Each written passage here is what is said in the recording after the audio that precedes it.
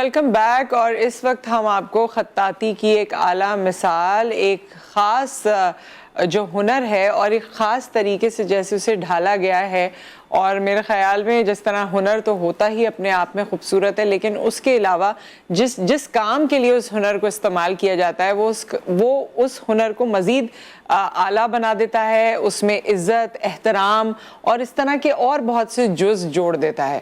ہم ایک پیکج آپ کو اس وقت دکھانے جا رہے ہیں، اور پیکج کے بعد جو اس خطاطی سے ریلیٹڈ آپ ڈسکشن سن رہے ہوں گے یا پیکج میں دیکھ رہے ہوں گے، وہ شخصیت بھی ہمارے ساتھ موجود ہوں گی. تو پہلے پیکج ملاحظہ فرمائیے، پھر ہم آپ کو جو خطاط ہیں ان سے ملاقات بھی کرواتے ہیں. قرآن کریم سے محبت کا انوکھا انداز. محمد نعیم یاد نے ہاتھ سے قرآن کریم کے نسخے لکھ کر سب کو حیران کر دیا. سرورق خالص پیتل پر مینا کاری کروا کے مزین کیا ہے، جبکہ قرآن کریم محفوظ رکھنے کے لیے خانہ کعبہ کے ماڈل کا باکس تیار کیا.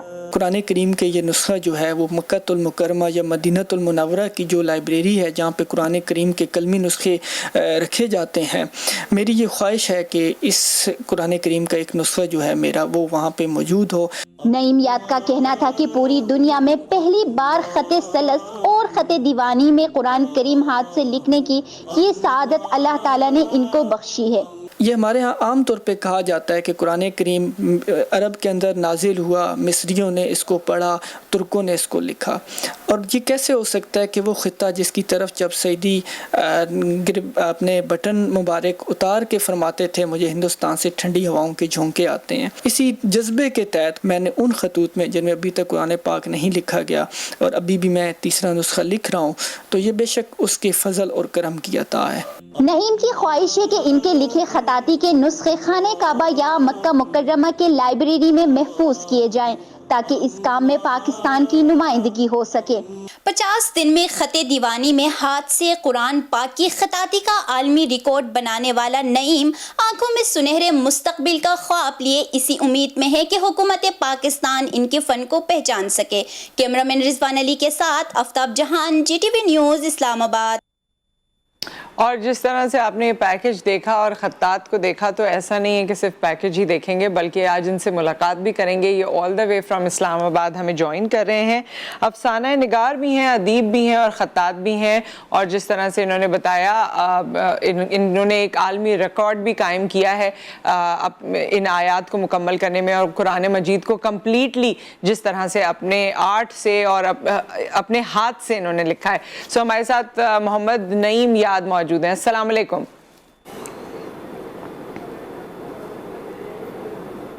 محمد وعلیکم السلام. جی کیسے ہیں آپ؟ ٹھیک ٹھاک ہیں؟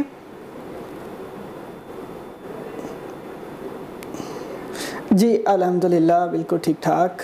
محمد نعیم صاحب، آپ کو ہم مبارکباد پیش کرتے ہیں اس کارنامے پہ، کیونکہ بے شک یہ اللہ تعالیٰ کے چنے ہوئے لوگ ہوتے ہیں، اور یہ توفیق اللہ تعالیٰ اپنے پیارے بندوں کو دیتا ہے جس کے بعد آپ ایسا کارنامہ کر پاتے ہیں. یا قرآن مجید کے حوالے سے جس طرح آپ نے خطاطی کی ہے، اس کی مبارکباد.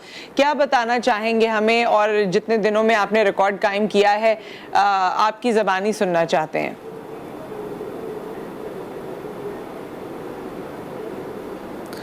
آپ نے بہت اچھی بات کہی ہے کہ بے شک یہ سارے کام جو ہوتے ہیں یہ اللہ کے فضل اور اس کے کرم سے ہی ہوتے ہیں. خطاطی کا فن میں نے کسی سے سیکھا نہیں ہے، اور بلا شبہ یہ اللہ کی عنایت تھی، اور بچپن سے ہی بس ہینڈ رائٹنگ میری اچھی تھی اور اچھا لکھتا تھا. اساتذہ کرام، والدین کی حوصلہ افزائی ہمیشہ میرے ساتھ رہی ہے، اور اس حوصلہ افزائی نے ہمیشہ میرا یہ ساتھ دیا کہ میں کچھ نیا کرنے کی کوشش ہمیشہ لگا رہتا. تو ہمارے علاقے سے ایک خطاط تھے، انہوں نے قرآن کریم کا ایک کلمی نسخہ لکھا، تو میری ان سے ملاقات ہوئی، تو میرے دل میں بھی خواہش ہوئی کہ میں قرآن کریم کو اپنے ہاتھ سے لکھوں. لیکن میرے دل میں یہ تھی کہ میں اس کو کچھ منفرد انداز میں لکھوں تاکہ جس طرح سے کبھی کام نہ ہوا ہو. تو اس کام میں نے کوشش کی، لیکن المیہ یہ تھا کہ ہمارے پاکستان میں یہ فن جو ہے اب کافی حد تک پیچھے جا رہا ہے، ہماری ترجیحات میں یہ چیزیں اب نہیں رہی. تو مسئلہ یہ تھا کہ مجھے اس کے ریلیونٹ جو چیزیں تھیں، مارکرز وغیرہ، کیلیگرافی پین وغیرہ جو تھے وہ ملنا مشکل تھے. پھر وہ چونکہ امپورٹڈ آ رہی تھیں، ان کے اخراجات بہت زیادہ تھے، تو ان چیزوں کو لینے کے لیے میرے لیے مسئلہ بنا. تو بہرحال اللہ کے کرم اور فضل سے میں نے اس کام کو شروع کیا اور پہلا قرآن کریم کا نسخہ خط ثلث کے اندر میں نے 10 محرم الحرام کو 75 دن میں مکمل کیا. ٹھیک ہے. اس نسخے کو جب میں نے مکمل کیا تو میرے اندر یہ جذبہ مزید بڑھ گیا کہ ابھی اس کو مزید آگے کام کروں. تو پھر یہ خواہش ہوئی کہ قرآن کریم کا دوسرا نسخہ شروع کیا ایک اور محنت کے ساتھ ایک نئے انداز میں. تو اللہ کے فضل سے یہ دیکھیں کہ کبھی کسی سے زبر زیر پیش بھی نہیں سیکھی اور اللہ نے جی یہ بھی بتائیے گا ساتھ میں کہ آپ نے جس طرح یہ 75 دن اور 50 دن میں مکمل کیا تو کیا دن رات آپ یہی کام کرتے تھے؟ کتنے گھنٹے اس پہ کام کرتے تھے؟ اور ظاہر ہے جب ہم اس کیفیت میں ہوتے ہیں، اگر کوئی ہم کسی آیت کا ورد بھی کر رہے ہوں، اللہ کا نام بھی لے رہے ہوں، تو ہم پر ایک کیفیت سی طاری ہوتی ہے. تو آپ نے تو اتنا بڑا کام کیا، قرآن مجید کو آپ اپنے ہاتھ سے، جو اس میں آیات ہیں، جو اس میں اللہ تعالیٰ کی باتیں ہیں، وہ آپ لکھ رہے تھے. تو کیا اس دوران آپ کی کوئی خاص کیفیت تھی یا کوئی ایسی بات جو آپ ہم سے شیئر کرنا چاہیں؟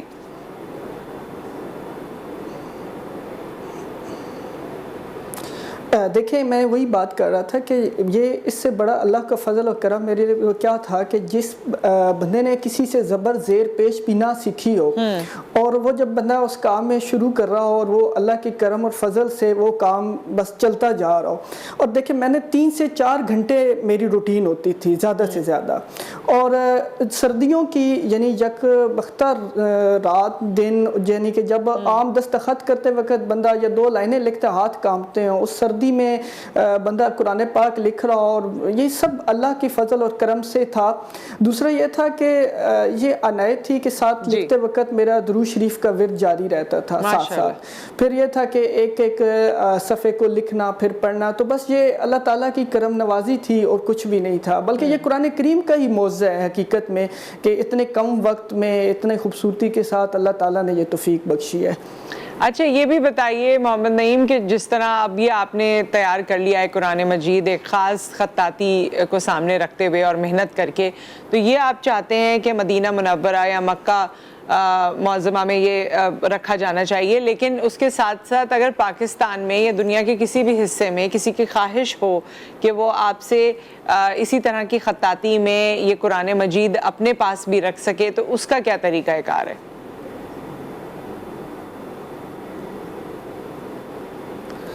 دیکھیں میری جو خواہش پیدا ہوئی ہے وہ یہی تھی کہ خانہ کعبہ اور مدینہ شریف کے اندر جو لائبریری ہے وہاں پہ اکثر کلمی نسخے رکھے جاتے ہیں، اور میری نسبت یہ ہے کہ جب اکثر ہم بچوں کو پڑھا بھی رہے ہوتے ہیں تو ہم کہتے ہیں کہ بیٹا ہمارے لیے جو سب سے بڑی نسبت ہے وہ سبز گنبد خضرا اور سبز ہلالی پرچم ہے.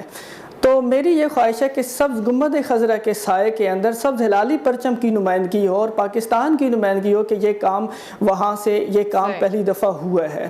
تو اس وجہ سے یعنی میری بڑی خواہش ہے کہ پاکستان کی اس نسبت سے وہاں پہ نمائندگی ہو تاکہ قرآن کریم وہاں پہ رکھا جائے اور دوسری نوجوان نسل جو ہے ان کے اندر بھی یہ جذبہ جو ہے وہ پیدا ہو کہ ہم بھی اس طرح سے اس کام میں آگے آ سکتے ہیں. ٹھیک ہے، بہت بہت شکریہ محمد نعیم آپ کا، اور ہماری دعائیں آپ کے ساتھ ہیں. بہت ہی بہترین کام آپ نے کیا ہے، اور اس کام سے منسلک یا جو آپ کی خواہشات آپ نے ہم سے شیئر کی، اللہ تعالیٰ اسے قبول و منظور فرمائے. بہت شکریہ آپ کے وقت کا. اور ویسے جو لوگ مدینہ اور مکہ جاتے ہیں وہ دیکھتے ہی ہیں وہاں پر، کیونکہ پاکستانیوں کے لیے قرآن مجید وہاں پر میسر جس طرح ہوتا ہے، مختلف کلرز میں ہوتا ہے. گرین اس کی کورنگ ہوتی ہے، کسی کی بلو ہوتی ہے، کوئی مرون ہوتا ہے. سو وہ پاکستانیوں کے لیے یا ہم جیسے لوگوں کے لیے جو زبر پیش زیر کو مد نظر رکھ کر ہی پڑھ سکتے ہیں اور ویسے ان کو عربی نہیں آتی، تو ہمارے لیے بلو والا ہوتا ہے. لیکن اس میں بھی بڑی کوئی خاص بات ہوتی ہے، جس طرح وہ لکھا گیا ہوتا ہے، جس طرح وہ رکھے ہوئے ہوتے ہیں وہاں پر. تو یہ ایک بڑی خوبصورت سی اور ڈفرینٹ سی بات ہے. اللہ تعالیٰ ان کی اس کوشش کو قبول و منظور فرمائے اور اس کی جزا ان کو عطا کرے. ایک بریک آ گیا، بریک کے بعد ہم واپس آتے ہیں اور پھر آپ کو بتاتے ہیں کہ نیکسٹ ہمارے پاس کیا ہے.